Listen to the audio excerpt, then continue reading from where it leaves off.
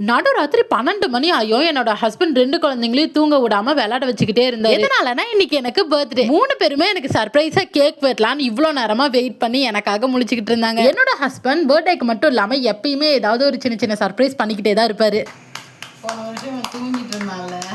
இதுல பெரிய விஷயம் என்னதுன்னா, நம்ம 2 குழந்தைங்களும் 12 மணி ஆயும் முழிச்சுக்கிட்டு இருந்தாங்க. அதுதான் எனக்கு ரொம்ப பெரிய சந்தோஷமா இருந்தது. என்னோட பர்த்டேக்கு எனக்கு ட்ரெஸ் எடுக்கணும்னு சுத்தமா தோணவே இல்லை. ஆனா என்னோட ஹஸ்பண்ட்க்கு ஒர்க் முடியறதுக்கே மணி 10 ஆயிடுச்சு. அந்த சமயத்துல ரொம்ப கஷ்டப்பட்டு எனக்காக ட்ரெஸ் எடுத்துட்டு வந்து கொடுத்தாரு. நைட்டு 10 மணிக்கு மேலாம் எல்லா கடையுமே க்ளோஸ் பண்ணிடுவாங்க. ஆனா லாஸ்ட் மினிட்ல எனக்காக ட்ரெஸ் எடுத்துட்டு வந்தது தான் எனக்கு ரொம்ப பெரிய சந்தோஷமா இருந்தது. நான் நார்மலா டெய்லிக்கு 11 மணிக்கெல்லாம் நல்லா தூங்கிடுவேன். இவங்க 3 பேருமே தூங்க மாட்டேங்கிறாங்கன்ட்டு நான் போய் 11 மணிக்கெல்லாம் நல்லா தூங்கிட்டேன். இருந்தாலும் 12 மணிக்கு எந்திரிக்கிறப்ப அரை தூக்கத்திலேயே என்னோட கண்ணு சொக்குது. அரை தூக்கத்துல எந்திரிச்சு உட்காந்துட்டு இருக்கிறதுனால என் மூஞ்சி கொஞ்சம் வீங்கிதான் இருக்கும். பார்க்க கொஞ்சம் கொடூரமா தான் இருக்கும். கொஞ்சம் அட்ஜஸ்ட் பண்ணிக்கோங்க. ஆளு மாத்தியாலும் கேக் சாப்பிட்டு பாதி கேக் நைட்டே முடிஞ்சிருச்சு. நானும் கேக் வெட்டிட்டு ஒரே ஓட்டமா போய் தூங்கிட்டேன். நம்மளோட பர்த்டேக்கு நம்ம எவ்வளவு கிராண்டா செலிப்ரேட் பண்றோங்கிறதுலாம் முக்கியமே இல்லை. நமக்கு மனசுக்கு ரொம்ப பிடிச்சவங்க நமக்காக ஒரு சின்ன விஷயம் பண்ணா கூட அது ரொம்ப பெரிய சந்தோஷத்தை தான் கொடுக்கும். நான் சொல்ற விஷயம் கரெக்டான கமெண்ட்ல சொல்லுங்க.